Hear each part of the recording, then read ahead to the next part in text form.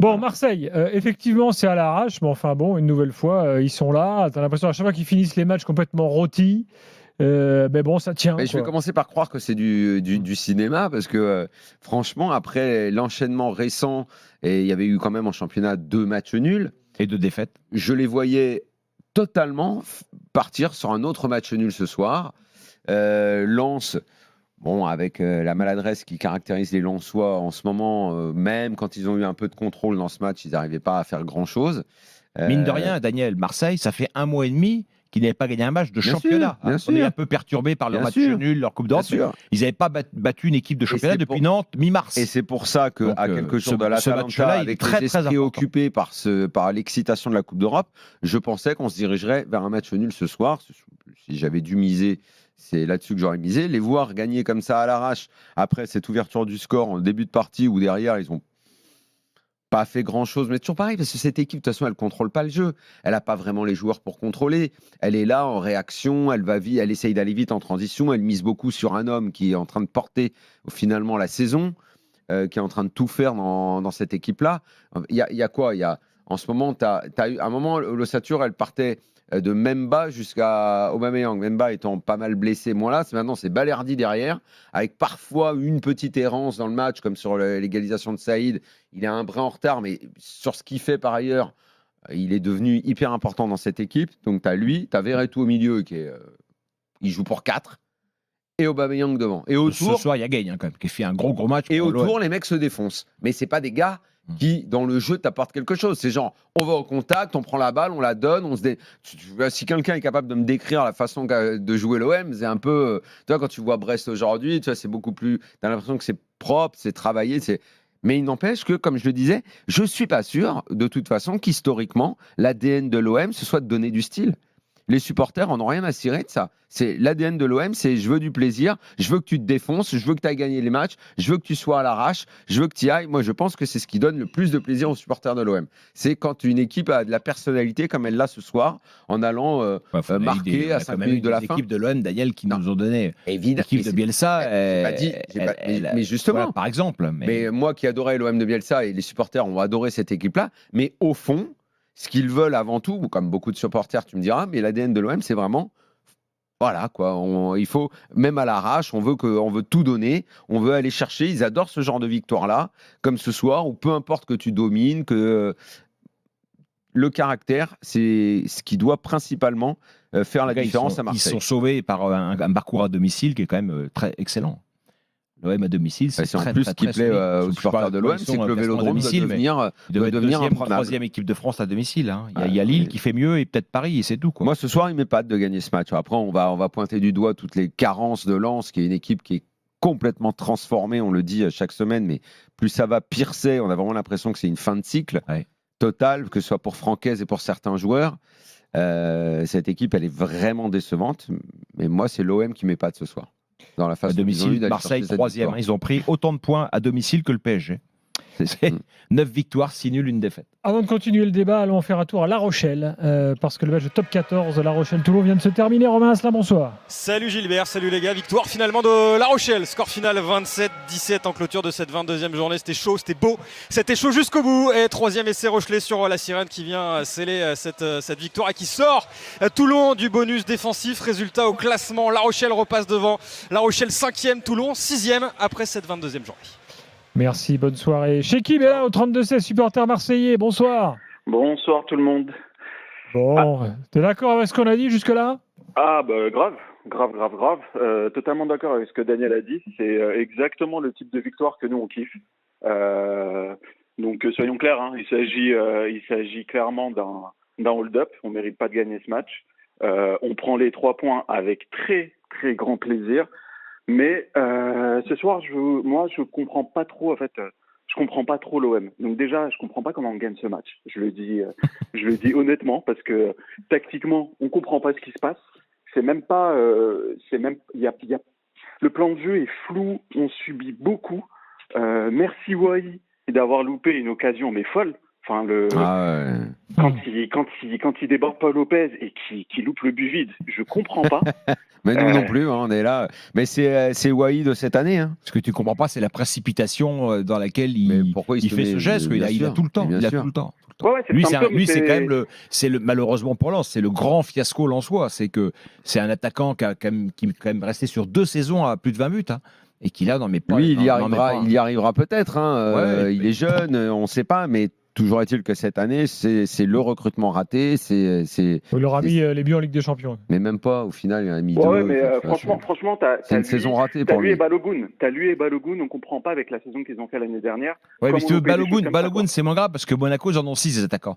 Lens, ils en ont un, c'est lui, et Saïd est pas mal. Hein, Ouais, mais le problème, c'est que la confiance, elle est donnée à celui sur qui ils ont mis 35 bien millions. sûr, bien sûr. Ils peuvent pas se permettre, eux, un club comme Lens, c'est toujours le problème que je développe dans le foot, c'est que budget, performance, etc., tu peux pas te permettre quand t'es Lens d'avoir un 35 millions qui est un flop. C'est pas possible. Oui, non, c'est clair. Après, voilà, juste pour fermer la parenthèse lensoise, effectivement, Wai, c'est une déception, mais je trouve quand même qu'au moment où le transfert s'est fait, ça reste quand même un transfert intelligent d'un joueur qui marque des buts dans le championnat français, qui reste dans le championnat français. Donc, je trouve que voilà, c'est un accident. Pour revenir à Marseille, il y a la deuxième chose que je comprends pas. Moi, c'est la gestion du groupe de Gasset. C'est quoi l'objectif? Pourquoi est-ce que on voit Marseille-Benfica, Veretout en train de mourir sur le terrain qui tient plus? On le voit jouer le match d'après, celui d'après encore. Là, il fait tout le match. Aubameyang, pareil, fait tout le match. Quand il se mange un coup à la 88e, autant vous dire que moi j'ai failli lâcher. Ah, Aubameyang, oui, c'est vrai que tout le monde a tremblé, ouais. Oh la vache, franchement. Derrière, tu l'as vu faire un sprint, donc. Oui. Aubameyang, l'une de ses grandes qualités quand même, les amis, c'est qu'il est jamais blessé, hein. Jamais absent. Ok, doucement, Stéphane, doucement. Non, malheur. Mais non, mais regarde, en fait, d'abord, j'imagine qu'il y a un travail médical qui est fait autour des joueurs. Je ne peux pas croire qu'un joueur soit aligné aussi souvent s'il n'y a pas validation du staff médical. Au-delà même de savoir s'il y a des remplaçants ou pas des remplaçants à faire jouer, puisque oui, le banc de l'OM, il n'est pas fourni. Donc, j'imagine que c'est validé à 4 jours d'un match contre l'Atalanta. Tu sais, moi, d'un côté, tu as des grandes théories où on me dit le turnover, c'est absolument fantastique, ça maintient tout le monde en état de jouer, ça évite les grands absents à des moments importants de la saison. Mais quand tu poses la question de qui sont les grands absents, il n'y a aucun nom qui sort. Voilà, bon, chacun comprendra la référence que je veux faire. Il n'y a pas, mais enfin voilà. Et de l'autre côté, l'OM qui est également en demi-finale de Coupe d'Europe. Je ne crois pas que ce soit de ne pas avoir fait de turnover qui les a fait planter en championnat. Je pense que c'est plus à la qualité globale de l'effectif et le fait qu'il n'y ait pas de remplaçant derrière, quoi. Voilà. Mais bon, je ne veux pas croire qu'il n'y ait pas un médecin qui a dit vous pouvez le faire. Moi aussi, je suis comme toi. Je me dis putain, fais-le souffler parce qu'il est tellement important. Il ne faut surtout pas qu'il lui arrive quelque chose, quoi. Maintenant, écoute, ils sont en train d'aller au bout de la saison. Hein. Le bout de la saison. Ce sera pas et encore, je vais te dire, même que l'OM termine 6e, faudra faire le bilan à ce moment-là. Évidemment que ce sera très décevant par rapport à la saison de championnat, mais ce sera surtout dû à ce début de saison complètement chaotique, ce raté contre le Pana qui a plombé le mental, qui a cassé le travail que Marcelino était en train de mettre en place et le temps qu'il n'a pas eu et que peut-être de toute façon il n'aurait pas bien exploité, mais toujours est-il que ça a fracassé le début de saison et c'est tout s'est joué là, à mon avis, plus que dans les choix des uns des autres, turnover, pas turnover, et toutes ces choses-là qui fait qu'on invente des génies parfois. Tu vois. Le calendrier de l'OM en championnat, c'est réception de Lorient, ils vont recevoir une deuxième fois au Vélodrome, et puis Reims et Le Havre. Reims, il n'y a plus rien à espérer de Reims maintenant, et Le Havre, ça peut être un match compliqué parce que Le Havre peut jouer sa vie sur ce match-là. Vous pouvez être maintenu. Mais je voulais juste vous dire, on perd la saison, effectivement, sur ce que tu as dit, Daniel, je te rejoins, je suis totalement d'accord. Mais moi, la stat de la saison, c'est 17 points perdus à 10 contre 11. Voilà, on perd la saison sur des choses comme ça. Là, ça n'a rien à voir. Moi, là vraiment, ce qui m'inquiète, c'est même pas la saison. Les points que tu perds, c'est quand mentalement, il y avait la faillite. Quand on le était club plus. a coulé et tout, c'était parce que oui, évidemment que la qualité c'est bien d'avoir des joueurs techniques et que l'OM a souffert de ça cette année. Mais quand tu vois que de toute façon ils arrivent à gagner des matchs là comme ça ou être dans la position avec encore la possibilité d'être européen, tu fais l'addition des points perdus dans la faillite mentale de la crise au milieu de l'ère Gattuso, plus t'additionnes le début de saison. Il y a eu des trucs mais horribles, comme tu l'as dit, les matchs où tu es en supériorité numérique que tu n'en profitais pas, des choses folles. Ce match contre Monaco avec l'occasion énorme de Vitinha à la fin où ça doit faire 3 points, c'est des choses qui, tu vois, c'est pas des choses qui relèvent forcément de le banc était pas assez fourni, l'autre devait se reposer ou pas se reposer, ou ceci ou cela. Non, à ce moment-là, c'est mentalement, comment tu as fait mentalement pour être mauvais à ce point à un moment de l'année, quoi. Ouais, Ouais, non, je suis puis, d'accord. n'oubliez pas quand même qu'Aubameyang, entre août et novembre, globalement, Ah oui, Il c'était était pas bien. Moi, je Ah sens oui. qu'on le critiquait bien beaucoup. sûr, bien sûr. Et Il a eu ça un change quand passage, même, ça gros change passage à énormément vide. de choses quand même, Bien parce que sûr. c'est globalement lui qui te met à peu près tous les buts. Oui, non, mais Aubameyang a un niveau qui n'est pas du tout en corrélation avec le niveau des autres joueurs de Marseille. Il est pas en Ouais, moi, je suis sur-régime pas d'accord avec ça. Ah ouais. Aubameyang, c'est un joueur de stats. Il a toujours été un joueur de stats. Ce sera toujours un joueur de stats. Après, son apport dans le jeu, etc. Même en ce moment, même quand il claque comme ce soir, ça reste discutable. C'est pas un joueur qui, tu dis, les autres seraient pas à son diapason. Tu vois, ils étaient pas au diapason de Sanchez, par exemple l'année dernière. Moi, je sais pas ce que je ressens chez lui. Par contre, c'est un joueur qui est extraordinairement, qui a des statistiques extraordinaires partout oui. où il passe chaque année. Bah, Et là-dessus- c'est important les stats pour un attaquant dans le foot, évidemment. Bah là-dessus, par contre, je suis pas d'accord parce que effectivement, les stats d'Aubameyang, je suis d'accord, elles ont toujours été importantes et il est bon et il est important dans la finition. Alexis Sanchez était dans l'engagement où il surclassait tous les joueurs, mais Aubameyang, il a une justesse technique de vision de jeu qui pousse l'équipe vers l'avant. Quand on a un mec en face qui fait les efforts, qui fait la bonne passe, parce qu'Aubameyang ce soir c'est un but et une passe décisive. Et c'est pas la seule fois. Le but de Bombagna Bien sûr. contre Benfica, c'est lui qui fait la passe, c'est lui qui fait le décalage. C'est des petits C'est lui qui gestes fait comme tout ça. même. C'est lui qui fait tout. Exactement, et c'est ça qui fait la diff et qui pousse des joueurs comme NDI à lever la tête pour lui faire la passe là tout à l'heure. Parce que NDI ne lève pas la tête quand il court. C'est lui qui Je trouve augmente que c'est un en duo, fait c'est un duo qui fonctionne pas mal quand même, qu'on n'a pas beaucoup vu, mais qui fonctionne quand même pas mal. Moumania qui était suspendu ce soir, on peut supposer qu'il sera peut-être titulaire contre l'Atalanta, Oh là. avec Aubameyang. Ah, il a pas joué ce soir. J'ai pas fait attention.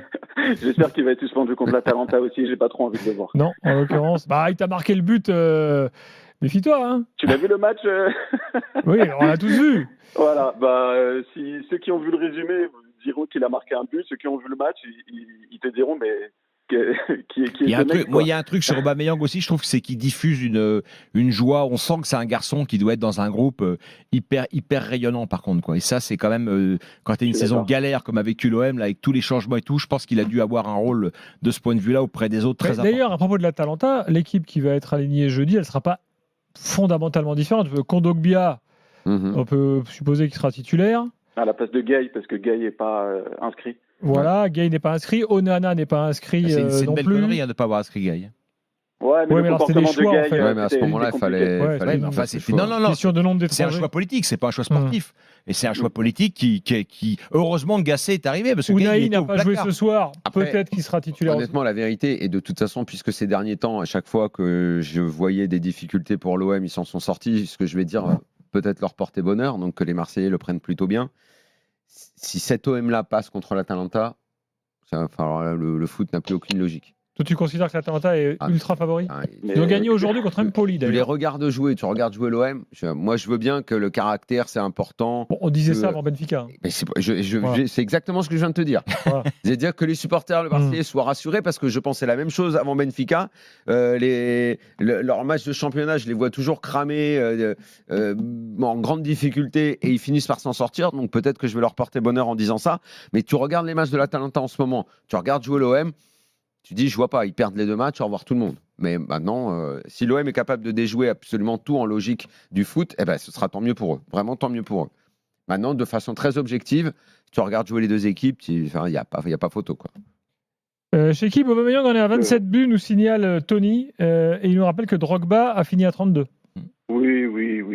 Mais bon, je pense qu'il ne l'atteindra pas. Pour dépasser Drogba, faut marquer en finale de la Coupe d'Europe.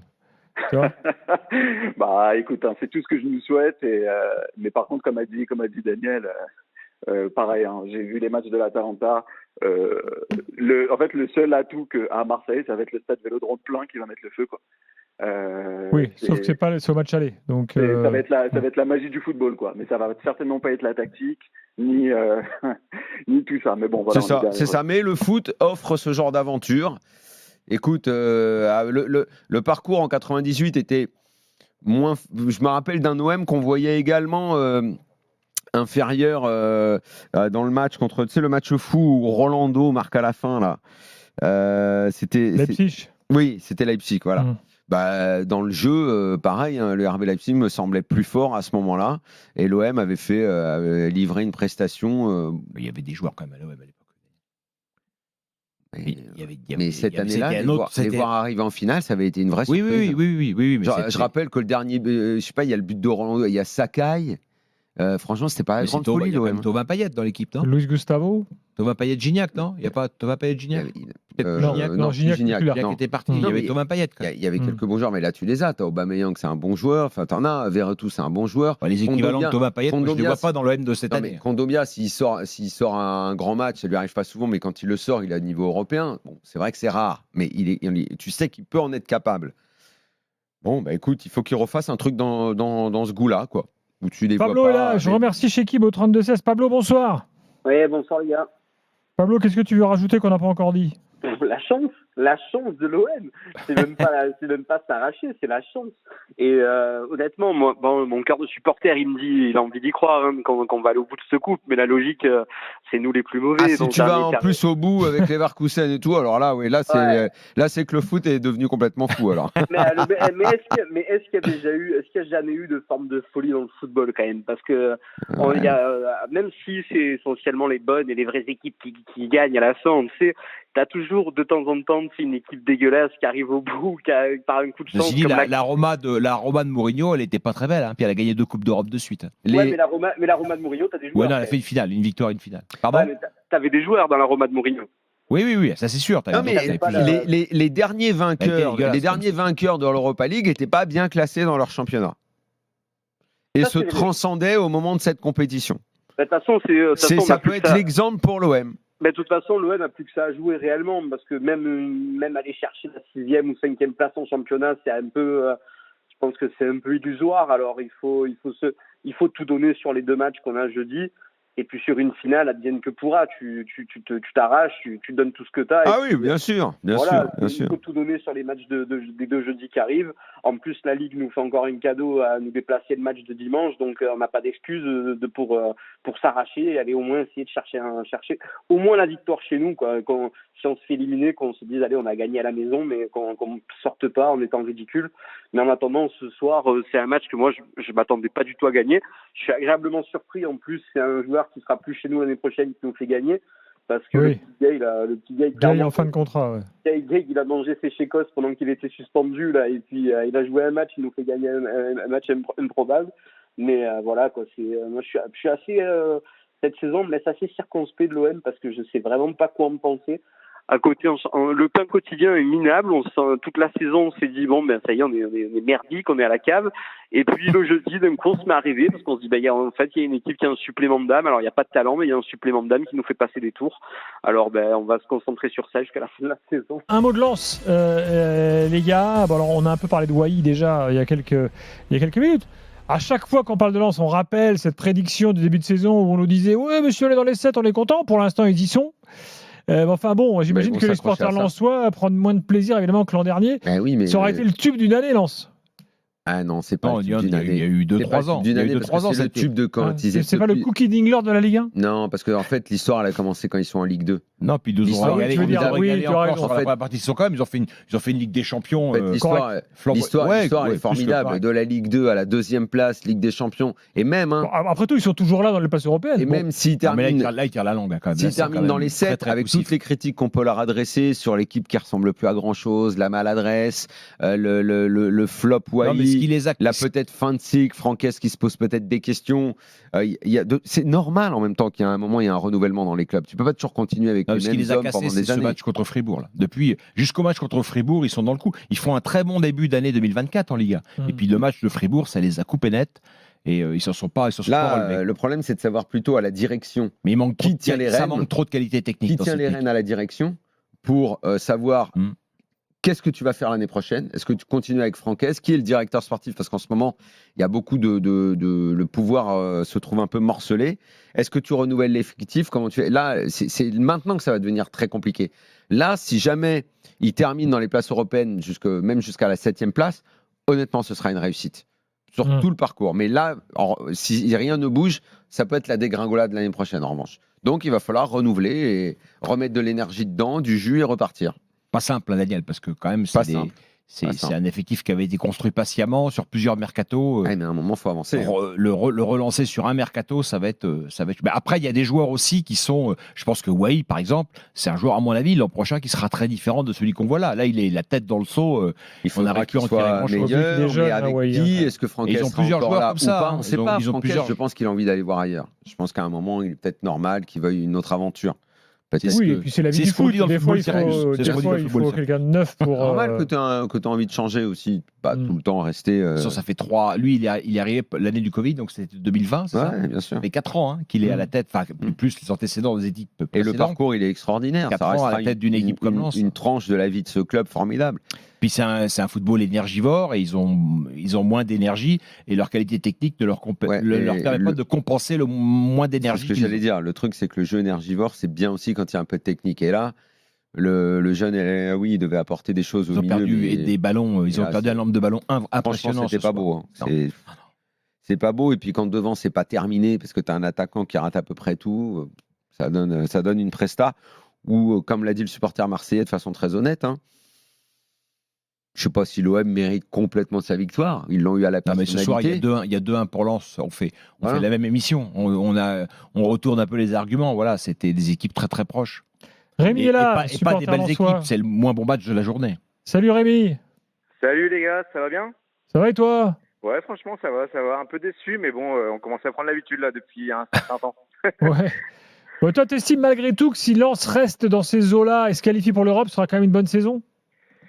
Alors oui, ça sera une bonne saison parce que malgré tout, en termes sur le terrain, au niveau de jeu, on peut pas en demander plus, je trouve, parce que je pense qu'il manque quand même pas mal de renforts. Après, je trouve quand même les performances de certains joueurs assez décevantes. Donc je trouve, Daniel en a beaucoup parlé à l'instant. Wai devant, moi je l'ai défendu la semaine dernière énormément sur les réseaux sociaux.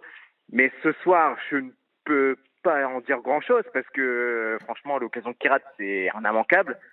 Après, je pense que le match de la semaine dernière lui a fait mal parce que je pense que si on met un Wai de début de saison aujourd'hui avec cette occasion-là, ça finit au fond. Et puis je pense qu'il y a d'autres occasions qui finissent au fond également.